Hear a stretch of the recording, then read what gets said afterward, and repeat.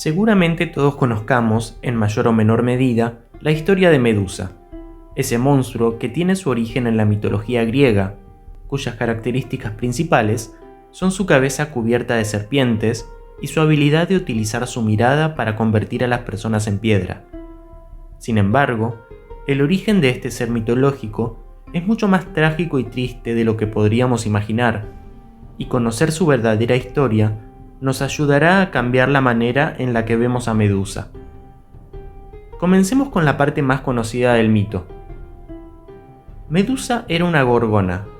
Las gorgonas eran terribles monstruos femeninos cuyo poder consistía en que cualquiera que intentase mirarlas quedaba petrificado. Llevaban un cinturón de serpientes entrelazadas como una hebilla y confrontadas entre sí. En la mitología griega existieron 3 gorgonas, que eran hermanas entre sí: Medusa, Esteno y Euríale. Estas 3 hermanas eran hijas de Forcis y Ceto, o a veces de Tifón y Equidna, dependiendo de la versión del mito.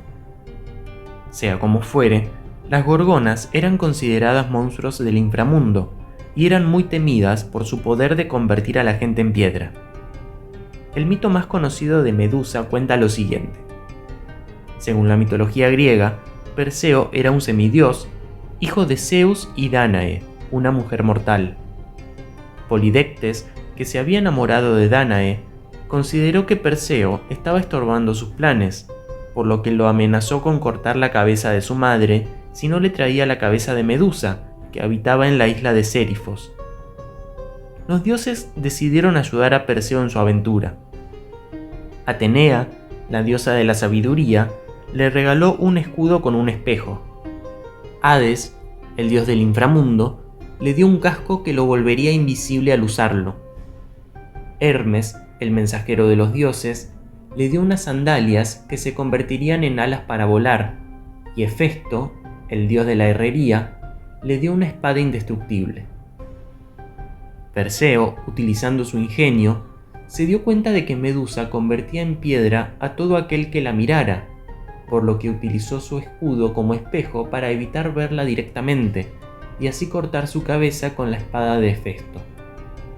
A partir de ese entonces, Perseo utilizó la cabeza de Medusa, que aún conservaba sus poderes, para convertir en piedra a sus enemigos, entre ellos Atlas, Fineo y al mismo Polidectes, el pretendiente de su madre que lo había amenazado.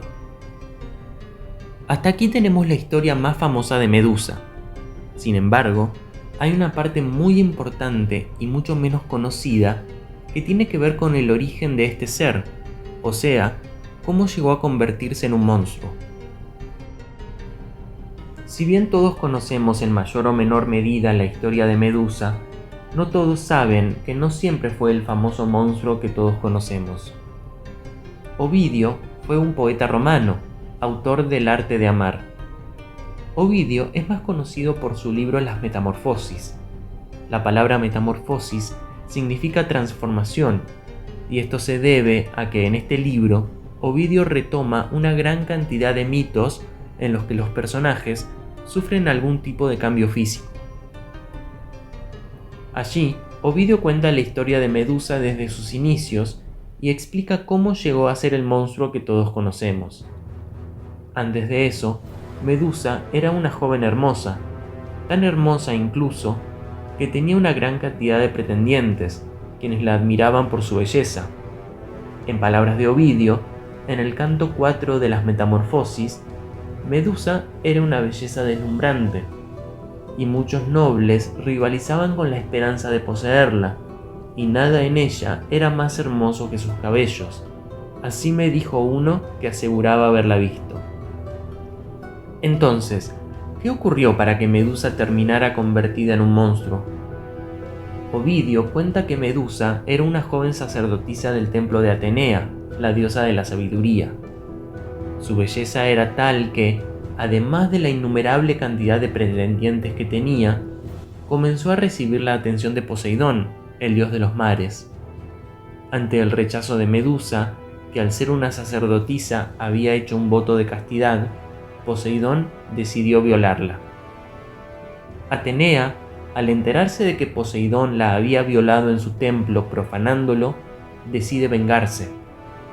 El sentido común nos dice que Poseidón, al haber cometido la violación, sería el merecedor del castigo, pero esto no fue lo que ocurrió. Según Ovidio, Atenea decidió castigar a Medusa llenándole la cabeza de serpientes y dándole la maldición de que cualquiera que la mirara directamente sería convertido en piedra.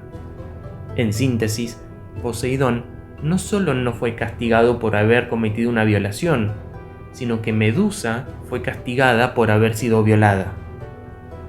Entonces, ¿por qué Atenea castigó a Medusa por haber sido violada y no a Poseidón por haberla violado? La respuesta está en que, al haberse convertido en sacerdotisa, Medusa había hecho un voto de castidad, lo que implicaba hacer todo lo que estuviera a su alcance para no tener relaciones sexuales y para evitar la mirada de los hombres. Es por esto que, bajo esta lógica de culpabilización de las mujeres, fue Medusa la culpable de no haber puesto los límites suficientes para que Poseidón no intentara sobrepasarse con ella. Uno podría creer que esta actitud machista es fruto de esa época y que luego de miles de años la situación ha cambiado, pero nada está más lejos de la realidad. Esta estigmatización de la sexualidad femenina y la culpabilización de las mujeres por las consecuencias de la lujuria masculina todavía están muy extendidas en nuestra sociedad actual. Por ejemplo, son muy pocos los casos de violación que llegan a juicio debido a que muchas veces es difícil obtener evidencia física del hecho, y aún muchos menos de esos casos terminan en una condena. Todo el tiempo vemos en las noticias, en los medios de comunicación y en las redes sociales casos de mujeres que son acusadas de haber provocado a los hombres que las violaron. En muchos casos, la mujer termina siendo acusada de provocar al hombre, ya sea por su forma de vestir, sus palabras o sus comportamientos. Y una vez que se asume que el hombre fue provocado, se le retira todo tipo de responsabilidad, bajo la excusa de que solamente respondió a la provocación o que estaba actuando de acuerdo a sus instintos. Uno de los mensajes de este mito es la falta de poder de Medusa como mujer. Tanto en su violación como en su castigo, Medusa carece de todo tipo de poder de decisión o autonomía, y no tiene otra opción que rendirse ante su destino.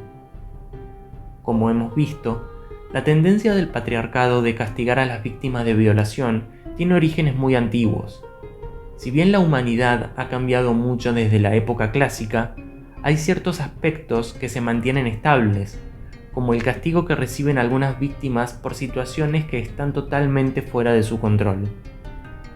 Leer los mitos clásicos no debería ser una actividad más, sino que debería permitirnos analizar nuestra realidad actual desde otros ojos y darnos cuenta de que hay ciertos aspectos en los que la humanidad no ha avanzado tanto como debería. En otras palabras, los mitos deben servirnos como puentes entre el pasado y el presente, que nos permitan colaborar para la construcción de una sociedad cada vez más igualitaria y justa para todos.